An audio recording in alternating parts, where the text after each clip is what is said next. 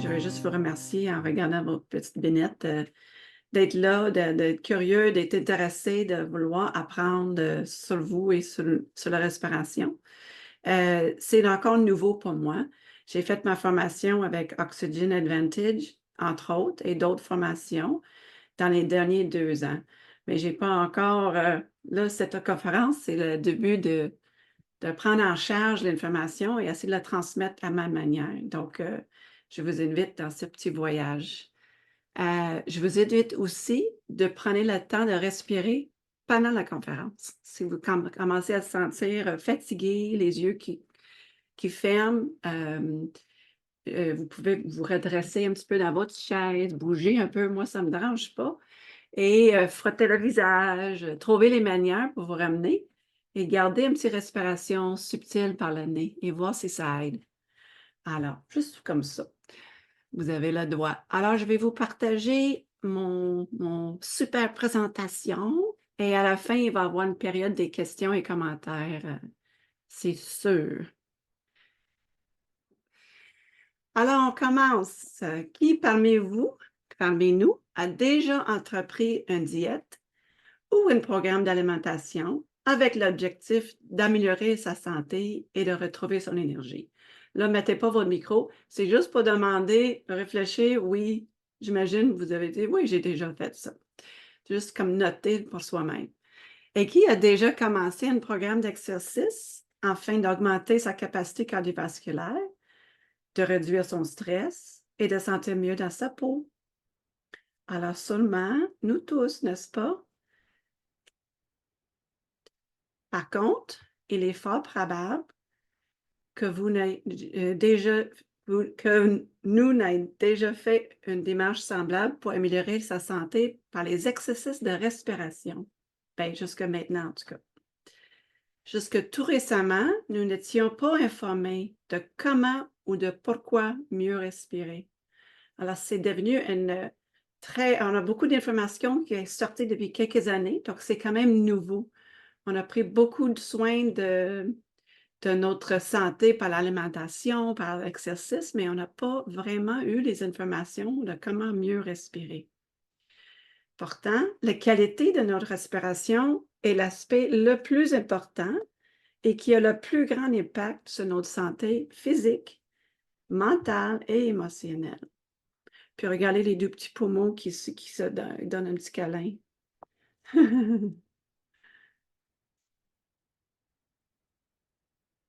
Alors, il y a une citation, je ne sais pas si vous êtes familier avec le docteur Andrew Weil. C'est un docteur aux États-Unis qui est très, très connu. C'est un médecin traditionnel, mais aussi qui a fait beaucoup au niveau de la médecine holistique, beaucoup sur l'alimentation, sur l'énergie, pas nécessairement sur la respiration. Puis c'est lui qui a dit si je devais limiter mes conseils pour une vie plus saine en une seule astuce, ce serait simplement d'apprendre à respirer correctement. Je trouvais ça fun que c'est lui-même qui l'a dit, même si ce n'était pas le focus de sa vie. Alors, félicitations à vous. Vous avez fait le premier pas aujourd'hui pour mieux comprendre le fonctionnement de votre système respiratoire, ce qui vous donne les clés pour optimiser votre énergie vitale et votre santé globale.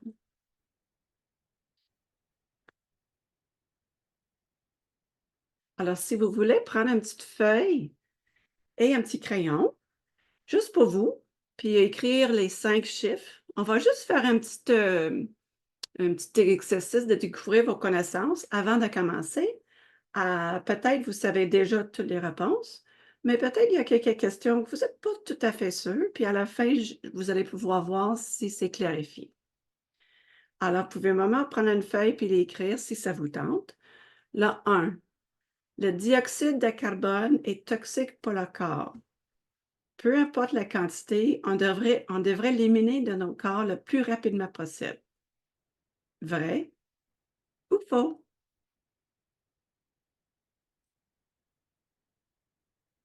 Le 2.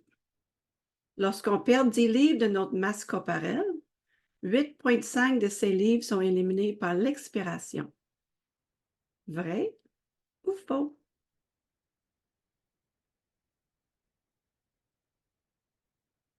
Le 3.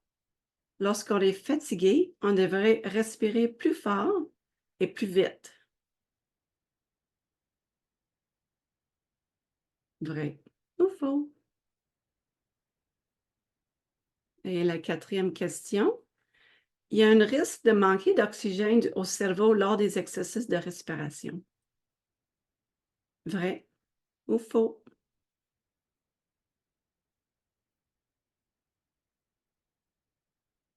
Et la dernière question, Sylvia, moi, est instructrice certifiée de la mise en forme, du Qigong, de la marche afghane et de la respiration fonctionnelle. Je pense que vous savez, mais Sylvie Alice a déjà fait le tour de cette question-là. Alors, on commence notre conférence. On va vraiment focuser sur le biochimique, mais je voulais quand même vous donner un aperçu. Quand on travaille sur la respiration, on regarde ces trois aspects-là. Donc, ça se peut que vous faites un autre cours ou une autre conférence ou lire un autre livre, que ça ne parle pas du tout de la biochimie, mais ça parle de neurologie ou de biomécanique. Les trois sont égales dans leur importance. Donc, c'est juste que j'ai choisi de partir avec biochimique cette fois-ci. Alors, le biochimique, on parle de la respiration légère. Donc, ça veut dire doux ou pas fort. On parle surtout de le volume ici. Et on peut voir que on parle d'équilibrer le pH dans notre sang. On parle surtout des échanges de gaz, oxygène et dioxyde de carbone. Et aussi le monoxyde d'azote, qui est un petit peu moins connu. On n'en parle pas trop aujourd'hui, mais le biochimique, on peut en parler de ça. Pour le neurologique, là, on va parler de respiration lente. Et là, on parle plus de système nerveux, donc comment stimuler nos systèmes nerveux sympathiques et parasympathiques et comment maîtriser le nerf vagal. Il y a beaucoup de recherches qui sortent depuis une vingtaine d'années, une dizaine d'années sur le nerf vagal. Donc, avec la respiration, on peut hacker notre neurologie. Alors, ça, c'est tout un autre sujet. Et la biomécanique. Donc, la biomécanique, on parle d'une respiration profonde. Ici, on parle vraiment de le fonctionnement du diaphragme et les muscles accessoires de la respiration, les zones de respiration et comment libérer les tensions qui limitent la respiration et les stabilisateurs du tronc et tout ça. Donc, aujourd'hui, on va, faire, hein, on va parler de la biochimique. Quand vous voyez un symbole qui bouge, je vous invite à respirer, à juste prendre conscience de vos respirations. Est-ce que ça se peut qu'on tient le souffle? Moi, oui, peut-être. Donc, on va utiliser ce petit truc pour se rappeler, pour se retourner vers soi, puis regarder un peu qu'est-ce qui se passe. Alors, on rentre un peu dans la matière biochimique. Vous avez peut-être appris un peu comment ça marche, la physiologie humaine et la respiration au secondaire ou dans les études. Peut-être ça fait un petit peu moment. Donc, rapido rapidis, on sait que le diaphragme contracte vers le bas et remonte vers le haut. Et lorsqu'il contracte vers le bas, ça crée une pression négative ou une vide par rapport à les voies respiratoires. Donc, ça fait comme si ça tirait vraiment comme un vacuum ou un vide, l'air de l'atmosphère dans notre poumon. Ce changement de pression fait entrer de l'air dans les poumons jusqu'aux alvéoles. Et les alvéoles, c'est des petits sacs microscopiques qui, eux, ils vont faire les échanges des gaz. Donc, c'est là que ça se passe. L'hémoglobine fait l'échange des gaz au niveau des alvéoles en se liant à l'oxygène et en déchargeant le CO2. je vais dire CO2 et oxygène, parce que O2, c'est difficile à dire, puis dioxyde de carbone, c'est difficile à dire. Donc, souvent, je vais dire oxygène et CO2. C'est juste pour vous dire, mais oxygène, c'est O2, puis CO2, c'est dioxyde de carbone. Toutes les cellules du corps, les muscles, les organes, le cerveau, ont besoin d'oxygène pour vivre.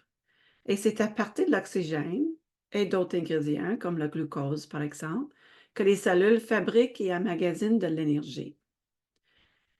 Mais ce n'est pas important combien de molécules d'oxygène sont disponibles si elles ne se rendent pas aux cellules. Elles ne servent à rien. Alors, je vais le répéter parce que souvent, on est très intéressé par la saturation, l'oxygène dans nos corps. Tu sais, il y a la petite machine quand on va chez le médecin qui clip sur le doigt, puis là, il nous dit, c'est quoi la saturation d'oxygène? Mon père, il y en avait une pendant les dernières années de sa vie qui checkait souvent. Ça parle de l'oxygène qui est dans le sang. Mais nous, on est intéressé aussi, est-ce que ça se rend dans chaque cellule de mon corps ou est-ce que ça fait juste circuler puis ressortir? Ah ah.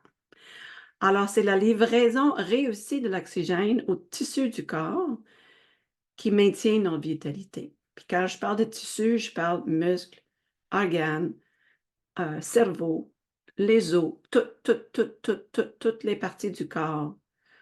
Alors, l'oxygène qui reste dans les poumons, mettons, on inspire, une grande inspire.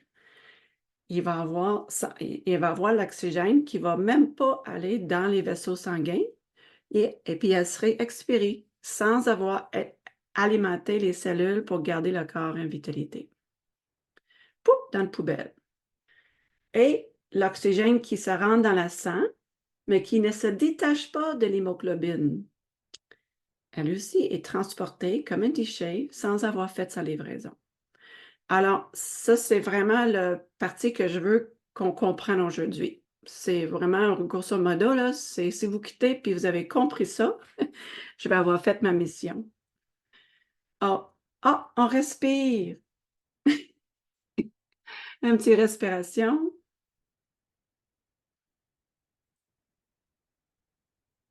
Alors, le clé, c'est le CO2. Ben oui, on a toujours pensé que le CO2, c'est un déchet. Et oui, c'est un déchet. Mais on a découvert, et ça fait longtemps qu'on a découvert, mais c'est maintenant qu'on commence à répandre la bonne nouvelle, que le CO2, c'est essentiel pour amener effectivement l'oxygène dans les cellules. Le phénomène du Bohr, c'est décrit pour la première fois par un scientifique en 1904. S'explique qu'en présence d'un niveau plus élevé de CO2 et d'un environnement acide, l'hémoglobine libère plus facile ces molécules d'oxygène. Alors, vous voyez, le petit HB, ça, c'est l'hémoglobine avec son petit ami oxygène. Chaque hémoglobine, il va avoir 4 petits oxygènes. Mais il y en a des millions et des trillions d'hémoglobines, donc ça va vite là, qu'on a beaucoup. Donc là, l'idée, c'est lui, il transporte, mais il faut qu'on le coupe. On utilise la clé, le CO2, pour qu'elle va aller directement dans chaque cellule. Alors, la capacité de nos cellules à recevoir l'oxygène dépend de la présence du CO2 dans le sang. Le CO2 affaiblit le lien entre l'hémoglobine et l'oxygène, ce qui rend la livraison possible. Alors, c'est vraiment ça, c'est une question de le lien entre les deux. S'il se tient trop la main serrée, bien, le CO2, elle va dire non, non, non, les amis, séparez-vous. Le CO2 fait aussi dilater les vaisseaux sanguins pour que le chemin vers les cellules soit plus dégagé. Alors, n'est-ce pas merveilleux? Là, sinon, on va parler un petit peu de le pH. Ça fait un petit peu de science, mais je pense qu'il n'y a pas de problème, on est capable. Donc, le niveau de pH dans le sang est crucial pour son fonctionnement. Même une légère augmentation ou diminution de l'acidité ou de l'alcalinité rend notre système vulnérable aux maladies. Donc, c'est vraiment le système prioritaire pour le corps, c'est-à-dire si le pH change, c'est ma priorité. Le corps, c'est prioriser le pH pour dire ça, là, il faut que j'en le ramène parce que tous les systèmes vont être affectés. Le système immunitaire, les reins, tout, le cerveau. Alors, c'est une grande priorité pour le corps de garder le pH équilibré. Et c'est l'accumulation de CO2 qui provoque un changement dans l'équilibre du pH. Et c'est ce changement qui envoie une alerte au cerveau, il faut respirer. Alors, je répète, lorsque le CO2 accumule, euh, ça envoie un signal. Là, il y a des détecteurs, il y a des chimiodétecteurs dans le sang qui vont détecter, oh, il y a beaucoup de CO2 tout d'un coup. Et là, il va pouvoir dire au cerveau, il y a quelque chose, il faut prendre une grande inspire, il faut respirer, là. Pas une grande inspire, mais il faut respirer. Puis ça se fait tout le temps. Chaque fois qu'on respire, c'est à cause de ce processus. Contrairement à ce qu'on pourrait penser, c'est donc la concentration du CO2 dans le sang et non pas l'oxygène qui est le principal régulateur du réflexe respiratoire. Donc, peut-être qu'on a déjà pensé qu'on manque de l'air, on manque l'oxygène, et c'est ça qui fait une demande, qui fait qu'on respire. Mais non, c'est le CO2 qui accumule. Alors, le CO2 est le déterminant le plus important pour maintenir le pH du sang. Lorsqu'il y a une respiration excessive, donc que ce soit fort et vite, et hyperventilation, même une hyperventilation chronique, ça fait expulser trop de CO2. Lorsqu'on respire fort, on expire beaucoup et on expire beaucoup le CO2 et notre pH sanguin augmente et devient trop alcalin. Alors, à ce moment-là, le lien entre les molécules d'hémoglobine et les molécules d'oxygène devient donc plus serré, au point où l'hémoglobine ne libère pas les molécules d'oxygène. Tantôt, on a parlé, le petit bonhomme, l'hémoglobine avec les petits oxygènes. Mais là, si c'est trop alcalin, parce qu'il y avait trop, il n'y a pas assez de CO2. Là, s'il y a trop de, il n'y a pas assez de CO2, donc c'est trop alcalin. Et là, l'hémoglobine, ils disent non, je ne laisse pas aller l'oxygène. Je vais serrer avec. Alors là, ça cause les problèmes. On est encore essoufflé, donc ça devient comme un cercle vicieux. Au contraire, une respiration plus lente retient davantage de CO2 dans le corps, la laisse accumuler, ce qui maintient le pH à son état acide idéal et aide à livrer l'oxygène. Alors là, on parle de là, ça va bien. On a tout ce qu'il faut et pendant qu'on a une CO2 qui augmente, l'oxygène, c'est comme si on a un buffet puis on nourrit toutes les cellules. Pendant qu'on laisse monter le CO2, les cellules sont nourries. Le cerveau, les muscles et tout et tout. Alors, lorsqu'on respire moins et plus lentement, on produit plus d'énergie avec plus d'efficacité. C'est surprenant, n'est-ce pas?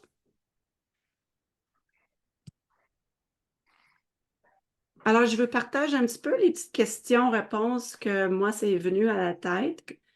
Et peut-être pour vous aussi, ça pourrait venir poser des questions. On va pouvoir poser plus tard, mais je trouve ça intéressant de cette formule-là. Alors, pourquoi entraîner sa respiration? C'est vrai que la respiration, on la fait. Tout le monde qui est vivant, on respire. Puis la respiration, ça va se faire de toute façon. Mais c'est la qualité qu'on peut améliorer. Euh, oui, on respire, mais est-ce qu'on respire à notre optimal? Alors, la respiration est la source d'énergie la plus rapide. C'est vrai, tu sais, si on mange un gâteau, oui, ça lui donne l'énergie, mais il faut que ça se passe tout un processus. La respiration, c'est constant et tout le temps immédiate. Optimiser notre respiration nous permet de maximiser chaque aspect de notre santé. La respiration, c'est le gym, c'est la nutritionniste et la psychologue qu'on porte en nous. Alors pourquoi c'est si inconfortable de respirer moins. Si vous avez déjà fait les expériences de respirer moins, que ce soit en faisant l'exercice ou même avec les méditations ou dans une cours de yoga ou de respiration, vous avez déjà fait expérimenter, puis vous dites, wow, je suis inconfortable, j'ai un faim, j'ai envie de respirer, j'ai comme une manque, on dirait que je manque d'air. Voici, je vais essayer d'expliquer qu'est-ce qui se passe pour qu'on comprenne, parce que vous n'êtes pas la seule. Le cerveau a un système de détection au niveau de la CO2. Lorsque ce niveau atteint un certain point, on appelle le niveau de tolérance, on appelle ça le niveau de tolérance au CO2. Le cerveau envoie un message. Respire. À cause des mauvaises habitudes respiratoires, le point de tolérance peut baisser et on se sent de plus en plus inconfortable avec le CO2 et donc on ressent une urgence de respirer plus. Les exercices d'entraînement de respiratoire reprogramment avec la pratique soutenue le cerveau afin de rétablir le niveau de tolérance normal et sain.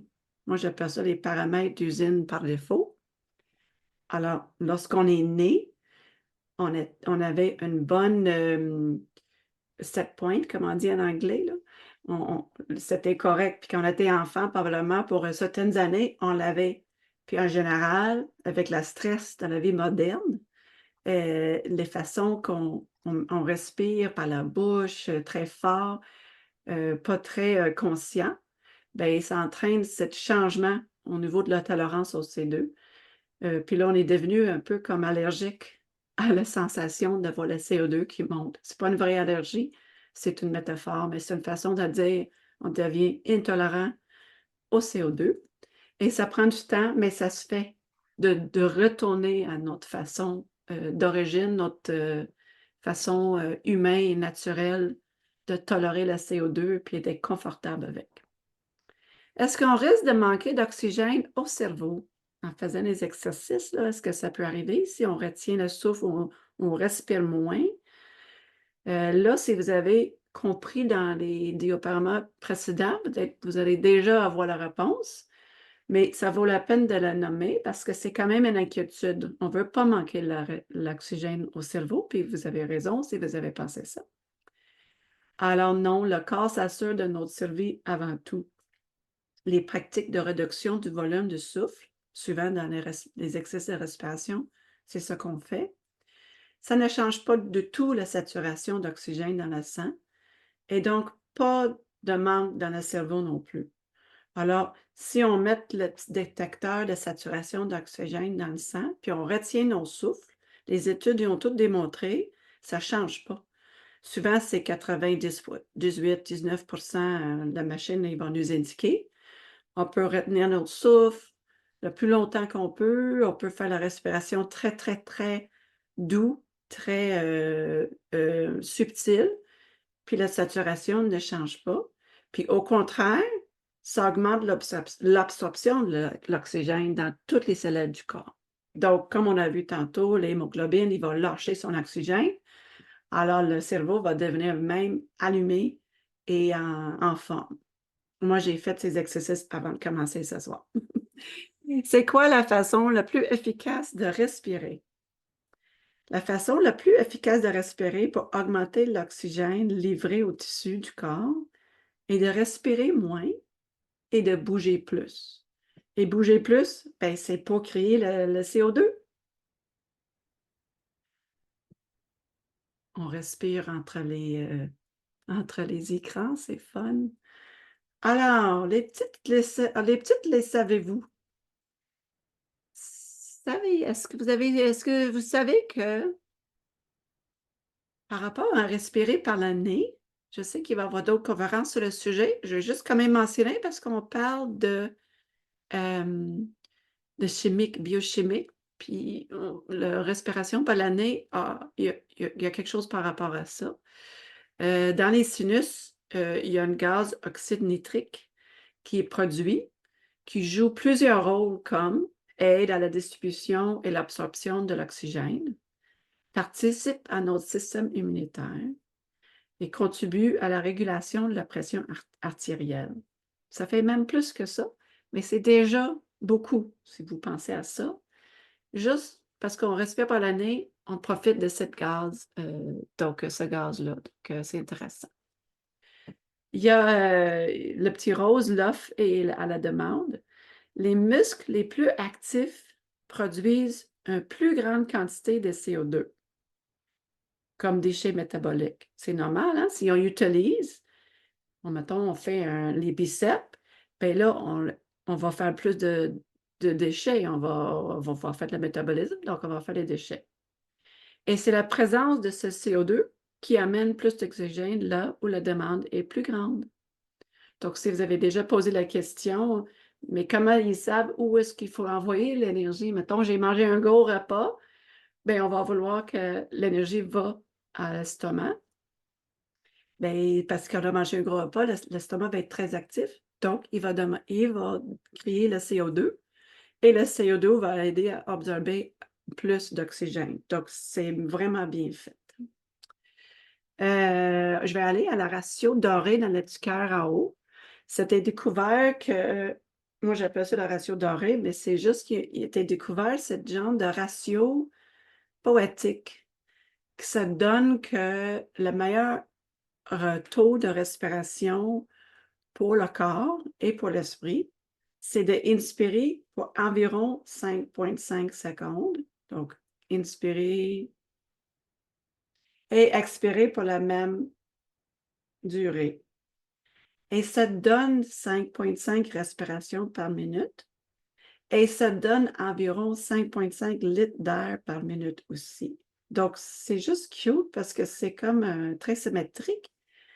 Puis, on a découvert, je n'irai pas trop là-dedans, mais c'est quand même fascinant que toutes les religions de tout le monde, de tous les pays, depuis le début du temps, quand ils font leur prière ou leur mantra ou leur façon à rituel, bien, ça donne cette rythme-là à peu près.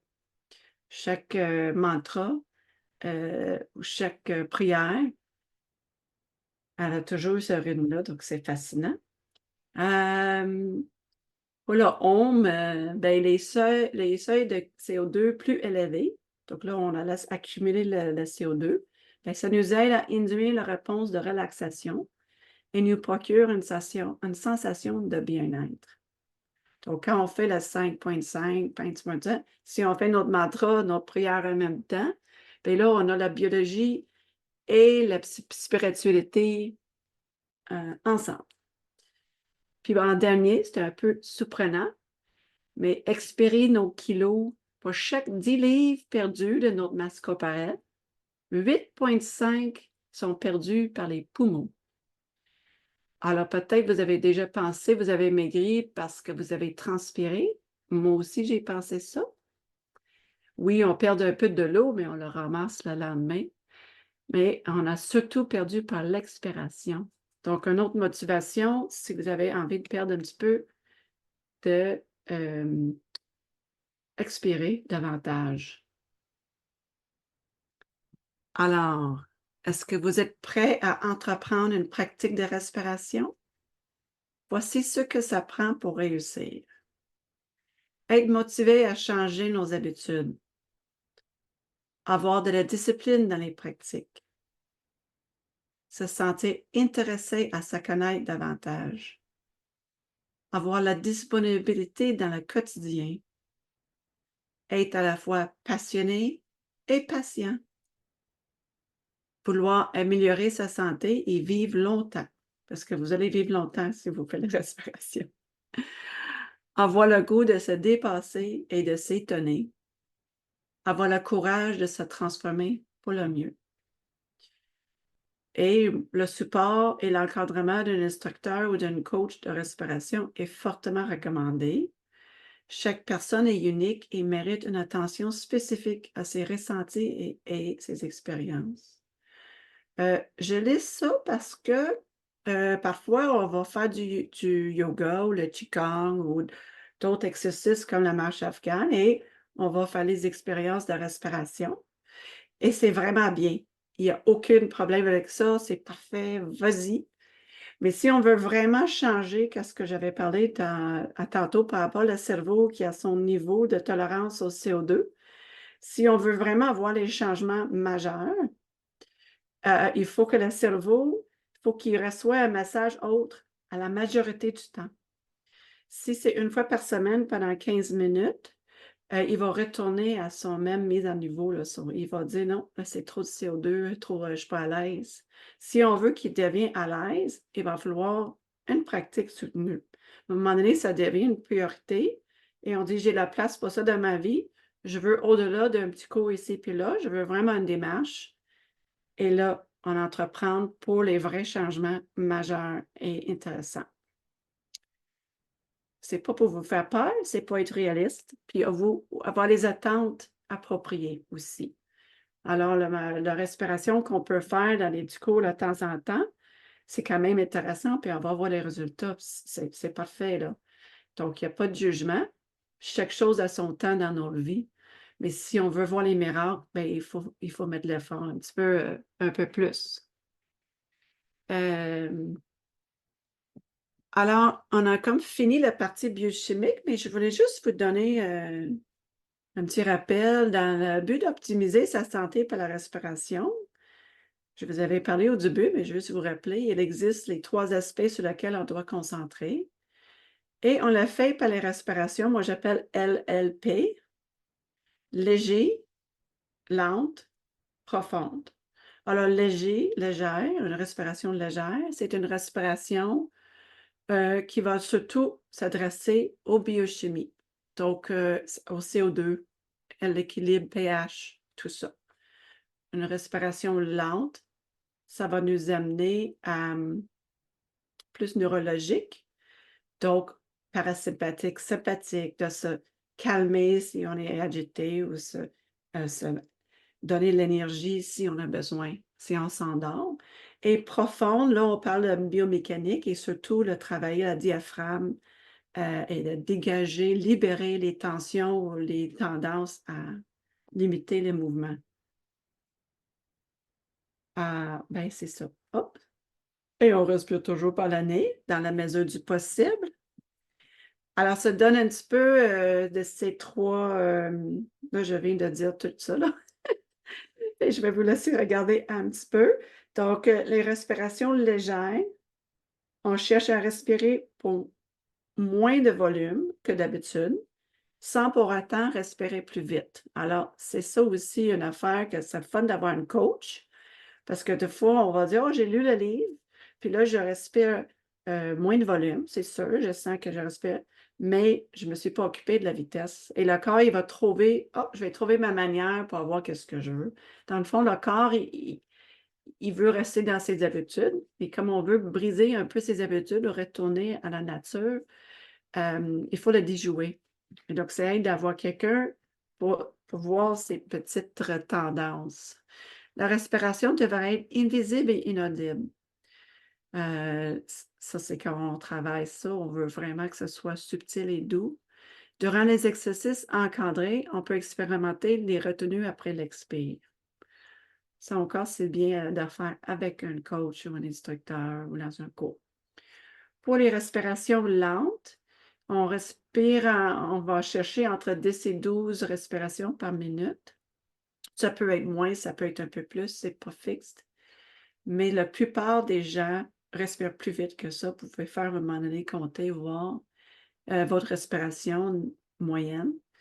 L'inspire et l'expire sont synchronisés, donc on essaie de trouver un équilibre. On le fait ça déjà en marche afghane, des fois de faire un 4-4 là, 3-3, 5-5. Alors on veut matcher ou équilibrer.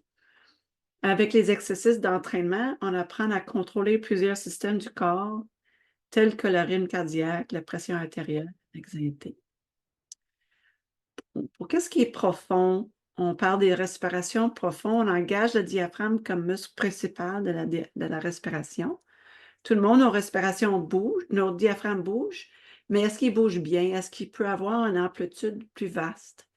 On pratique les exercices pour libérer le corps des tensions et on travaille les zones de respiration. Alors, c'est le tour, on a presque fini. On va juste faire un petit tour, regardez, est-ce que votre pre-test était correct? Est-ce que vous avez appris quelque chose? Vous n'étiez pas sûr. Alors, oui, non, le dioxyde de carbone n'est pas toxique. Oui, ça peut être toxique, mais c'est pas tout le temps toxique. On a vu même, c'est très favorable. Oui, pour lorsqu'on perd du livre, c'est vraiment ça. On a vu, on perd le 8,5 livres sur 10 par l'expiration. Lorsqu'on est fatigué, on devrait respirer plus fort et plus vite? Non, c'est le contraire. On devrait respirer plus doux, retenir le souffle et moins de volume, plus lent. Oui, on a vu, il ne risque pas de manquer d'oxygène au cerveau lors des exercices de respiration. Eh bien oui, Sylvia est l'instructrice. Alors, pour terminer, peu importe notre état de santé, une démarche respiratoire peut nous apporter des bénéfices extraordinaires. Le support et l'encadrement d'une ou d'un coach de respiration certifié est fortement recommandé. Chaque personne est unique et mérite une attention spécifique à sa réalité. La marche afghane est une des pratiques les plus appropriées pour commencer son voyage respiratoire. On apprend à ressentir, écouter, connaître et choisir notre souffle, l'essence de notre vie.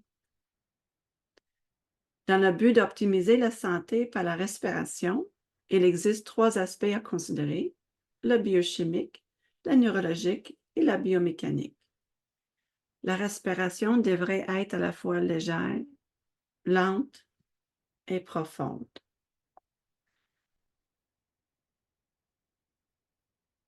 Alors, je voulais juste faire mes petits remerciements. Moi, j'appelle mes inspirations.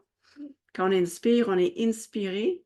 C'est pas pour rien que ce mot-là, ça marche pas aussi pour la respiration. C'est l'énergie qui rentre. Alors, merci à Sylvie Alès de Marche Afghane Québec. C'est une femme qui m'inspire à chacune de ses pas. Merci à Claudette. Chez vous, je peux me déposer et me dépasser. Et merci à Daniel pour l'espace, le support et la liberté de respirer. Merci à vous, chacun d'entre vous, pour votre intérêt pour la respiration et pour votre désir de mieux vous connaître. Si jamais vous voulez, la vidéo va être en ligne. Vous pouvez voir les références par où je viens de cette information si vous avez des questions. Oui, ça, c'est juste pour dire, je donne les informations en titre général. Ce n'est pas les conseils médicaux. Alors, ne les prenez pas comme ça. Je pense que vous avez compris, mais juste être sûr que vous avez compris que c'est aussi les opinions, les recherches que j'ai faites, mais que c'est à vous à vérifier avec un spécialiste si ça vous convient. Merci beaucoup.